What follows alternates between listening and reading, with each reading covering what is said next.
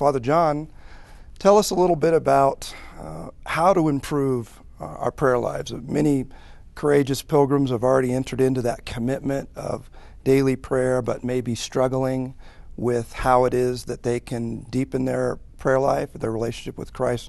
What are the keys you think that they need to pursue? Key ideas? It's a great question, how to improve our prayer life. If you're asking that question, God is already at work in your soul, and He's doing it already.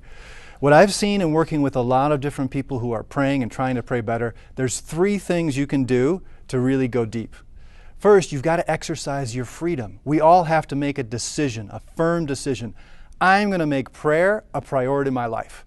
I'm not going to let a day go by without having God time. 10 minutes, 15 minutes, if it's only 5 minutes, time alone with my Creator who loves me.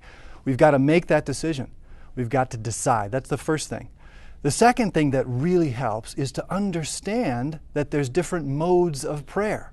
When I go to Mass, that's one type of prayer. That's liturgical prayer. When I say my prayers in the morning, that's another type of prayer. That's vocal prayer. I'm using someone else's words.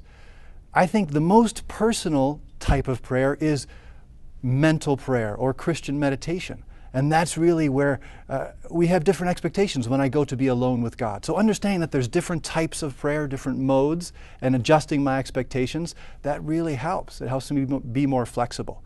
And then the third thing is in your daily God time, whether it's 5 minutes, 15 minutes, a half an hour, whatever it is, give it some structure. Because if you know what you're going to do, that'll help motivate you to keep doing it. Could be as simple as I start out by thanking God for the blessings of yesterday. And then I open a passage of the Bible and read it and reflect on it. And then at the end of my 10 minutes, I pray for the people I love who need my prayers. Could be that simple, but having a structured time for my daily prayer. So those 3 things: deciding, understanding the different modes, and then giving some structure. So even with a little structure, though, when we talk about mental prayer, we're really talking about conversing with God like we would converse with someone we love. So, for those who may only be used to liturgical prayer in Mass and that sort of thing, tell us a little bit about how that works. Yeah, well, mental prayer, as you call, is kind of a fancy word for Christian meditation. And the idea there is that God actually knows us personally. He's not a distant God. He's not an abstract God.